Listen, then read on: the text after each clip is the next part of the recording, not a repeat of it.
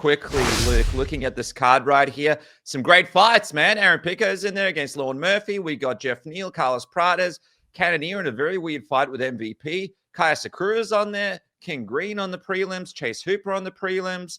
Adson Barbosa on the early prelims. Brian Battle. And, of course, the big main event we've all been waiting for. Hey, man, give me a rating for this card. This is the first time I've been pretty pumped from start to finish on these things. So this is a tough one for me because everyone's going to be different, right? For me, this main event is the most anticipated fight on the calendar in all of fight sports for me. Now you might say, what about Canelo Crawford? Of course, that's bigger, and if Bud wins, that's much more historically relevant, or whatever. But just in terms of like, what's a fight that I want to see? It's this one. It's this one. And I said this on Twitter. I don't know if this is true. It's just a feeling that I've gotten. But it feels to me like this one has Hendo Hua potential. That fight was, if you've never seen that one, holy Jesus. I just don't even know what to say about that fight. And it was kind of funny because fans were a little bit down on that fight heading into it. They didn't really know what to make of it. And then this one just like it just over-delivered in the most insane of ways. Now, what I'm saying is, am I arguing that it's inevitable that DDP and Khamzat even is good? No, I mean, there's a version of this fight where it sucks, I would say it's all probability based. I don't know if it's going to be that good. I have a feeling it could be, but I don't know. It's potential. It's not inevitability. And I think the second thing I'd say is, yes, even if it is good, is it going to be as good as Hendo Hua? I don't know. But what I do feel is true is that these two together can unlock something special. That's what I believe. I believe that there's something that the pairing itself provides that just gives you a reason for, batshittery awesomeness, right? I just feel that way. I don't know if everyone else agrees. I can't make anyone else agree, but that's how I feel. For that reason, and then looking at the rest of the card, I'm going to give it,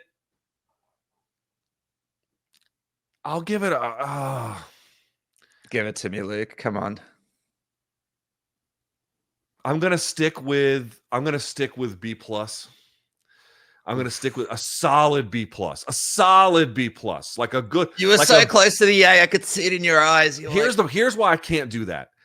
One, the Pico element is very, very interesting to me. I'm sure it is to many of your viewers as well. But given the performance of some of these guys that have crossed over from Bellator and PFL more recently, and because this is like Lerone Murphy, let's just be clear, it's a late switch opponent. It was very different than Movsar. And I'm going to say it one more time. Look, it was true with Movsar. It's true with Lerone. Lerone is much better than any guy Aaron Pico has ever fought, period. He's better than them. So it's just a really big test. And he might go in there and pass with flying colors. But I have a wait-and-see approach.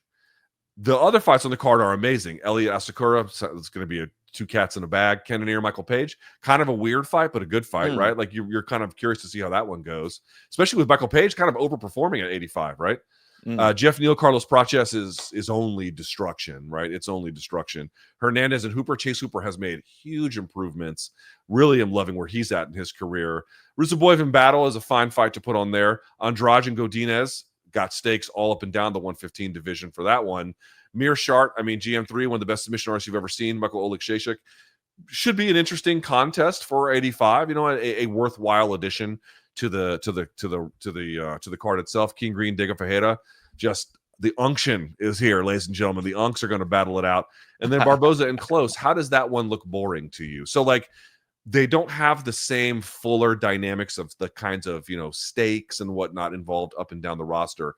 But the main event is super special in my mind. Co-main event worthy of intrigue, and then a lot of solid all the way down. B+. All right, so the narrative for this main event for fans looking at it is Khamzat's going to come in early. If he can get DDP down, that's his path to victory early in the first round. If DDP is able to survive past like the second round, he's going to be able to start taking over and eventually win the fight. What is wrong with that narrative? What are people missing here, Luke?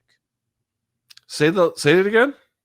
So Khamzat comes out. If he gets DDP down first round, he wins this fight. If DDP survives past the second round, the fight goes towards him. He is able to then dominate it with his cardio and sort of take over and win it, potentially maybe in a decision or finish. What is wrong with that narrative? Maybe nothing. Maybe nothing. I don't know that there is. You know what I mean? I don't know that there is. This is what I mean. Like, the reason why I go back to the Hendo Hua one, it's a very high bar to meet, and there's a good chance it doesn't meet that bar. You know, like not many fights will. But the reason I go back to that fight is, I remember early on people like didn't know what to make of it, and then more to the point, the fight itself, you know, Hendo ends up dominating big time early. I think over 3 rounds, and then Shogun beats the fuck out of him the last 10. You know, had him mounted, and it's like raining punishment down on him. And you're like, dude, I just saw this guy almost get stopped like 10 times in the first 15 minutes. Who could have predicted such a thing? You know what I mean? Mm-hmm. I think I would say, accepting that there is deep, you know, who the fuck knows with a contest like this. One of the ways that I'm paying attention to how it could go is, someone asked me, you know, what happens if DDP survives the first? First of all, DDP could get finished in the first, right? I mean, that could very well happen, right? It could go the other way around, but, you know, certainly Khamzat is, you know, one of the best first round fighters I've ever seen, especially in the grappling. That's one thing. But the way I'm looking at it is not that. My kind of assumption is he might lose it, and maybe even lose it badly, but I do think he'll survive. And then I think he'll find ways to hang on in the second, and maybe certainly even the third. The demarcation line for me is that third round, kind of like Hendo Hua. What happens after that? Like, if DDP is still around after 15 minutes, that would tell you that Khamzat's grappling was enough to win probably those rounds and not much more, right? And again, I'm imagining there's going to be a degree of damage, but if DDP is, you know, coming off the stool for round 4, yeah, you got your hands full. You know what I mean? You better bite down on the mouthpiece, because I don't know what he's going to do, but he's marching across the octagon. You can believe that. So what does he do then? Like, the fact that he kind of wilted a little bit against Gilbert, and then he wilted a little bit against Usman, that was a 170er, and those were both 3-round fights, right? DDP is different. You know what I mean? So to me, there's no question he could, like, again, it goes back to Dominic Reyes and John Jones. Now, I thought John Jones did lose that fight, but what was the demarcation line in that one? It was between the third and the fourth. Dominic Reyes, in my judgment, clearly, the reason why I think Reyes won is because I think he won the first 3 and then lost the last 2. But where does the momentum switch? Where does the momentum switch in Gustafsson versus Jones 1? Between rounds 3 and 4. So this is, to me, the interesting demarcation line. I think that's what I'm going to be paying attention to. People aren't really talking about what happens on the feet here. DDP, he's an interesting, unorthodox, but very dangerous and powerful striker. Khamzat, he brings power with him as well. How do you see these guys matching up on the feet? Let's say things aren't on the ground for certain periods of time throughout this one. I would say the cleaner of the two is definitely Khamzat. Khamzat, what he wants, has a good jab.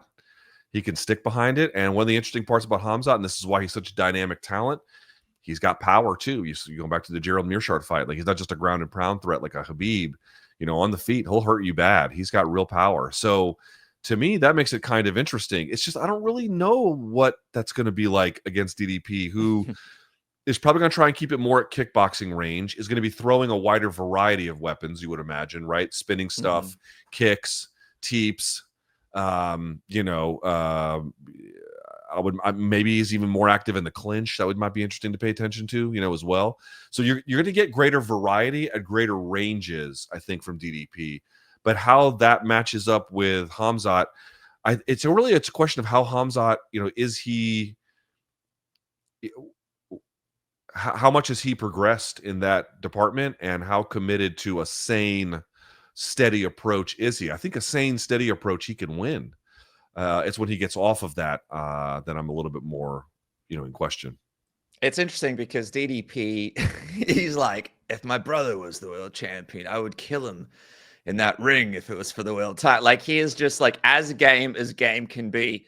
From your perspective, his camp, knowing the type of fighter that he is, what do you think their game plan would be like for the first round? Would they just get behind and be like, yeah, man, let's just go out there, let's push the action, but not make really bad mistakes to make sure that we don't end up being submitted, but like, let's just go at it? Or do you think they're like, no, let's reserve ourselves a little bit because this is where Khamzat is most dangerous? No, I definitely think there's going to be some level of keeping your gun holstered a little bit. Not, I mean, not completely. That would equally be suicide. But I just think it's very, very. I mean, listen, if the opportunity presents itself, then yeah, they will jump on it. But my sense is they know that they have to like again. So just think about it. What are the levels of fighting? Survive, defend, attack. Right. So I think they're going to be probably more focused on the first two, survive and defend. And that's the right way to do it. You know, you don't want to be so defensive over the long haul that you end up not having the offense and you survive, but you didn't change the tenor of the fight ever. You just kind of hung on in a losing way. That can be a real problem. You even go back to a fight that was a one-sided ass kicking, Bud Crawford and Errol Spence, but Bud took the not first round off, but he might have lost it. Like he was just looking. Now that's different than someone being in your face hardcore in the way that Khamzat will be. But what I'm trying to make is, I don't expect him to be super offensive early. I expect him to see what it feels like to wrestle up with that guy and to try to get him off of your back or, whatever the various things that they're thinking about. I imagine all of that is going to be quite present. It's just round 2, you might see him open up a little bit more. And then round 3, I think you're definitely going to see him open up more, provided he doesn't get finished. But should he be more defensively oriented in round 1? There's simply no question. So many questions about Khamzat. What's he going to look like over 5 rounds? Where's he at now with his health? I keep hearing things from the Jackson camp, like Armin saying, would be making sure he takes it easy so he doesn't overdo it like before and sort of gets himself out of whack so he can't fight. My question to you is, if Khamzat does do it, if he does become the UFC middleweight champion, he's had a history of being inactive, health issues, obviously in and out, issues with getting into the country, but I think that's all fixed now. Is it good or bad for the organization if Khamzat is able to pick up this belt? Because DDP, the thing with DDP is he'll fight anyone, anytime, anywhere. He's been to Australia a couple of times now. Like, he's a very, very easy champion for the organization to have. I would say that the answer is whoever the UFC can more ably build star power around. And so there's probably 2 competing theories. One might be, hey, DDP, this is the first time he's headlining a pay-per-view in this country. A big win over Chimaev would boost his profile, and that's something that they could go back to. They're not, there might always be some kind of issue with the fact that he's not American, but he could become a big star here, or at least certainly bigger than he is today. The other competing theory to that would be, right, but you would want Khamzat, who can now get into the country because he couldn't before. And, he's just got, he certainly for a time had the MMA world completely enamored with his future, that he could finally deliver on that and then continue to be a consistent pay-per-view presence. Like, which one creates more star power long term? I would say that it takes time to build star power. I watched St. Pierre and I watched Anderson Silva do it. And it took a really, really, really long time before it really turned the corner, and so DDP is further along in that journey. So honestly, I don't know that it's a huge difference anymore between them. It's just whoever you can build bigger with over the long term. Okay, last question, then you're off to the beach with the family. This is DDP's resume here. By the way, who is your greatest middleweight champion in your mind? Is it Anderson? Yeah, it has to Anderson, be. Yeah. Okay. So here's DDP's resume here. If he beats Khamzat this weekend, UFC 319, adding that name to that list that I got on the screen here, how much closer does it start to bring him to that discussion of, all right, maybe he's not taking Anderson's place, but he's starting to get close to competing for that Izzy Adesanya spot? Yeah, if he does this, he arguably passes Weidman in my view. Mm-hmm. And you could even make a case that it's better than Izzy, although I would not, but I think you could. And then certainly if he wins the one after that, then you could argue he's the second best middleweight of all time.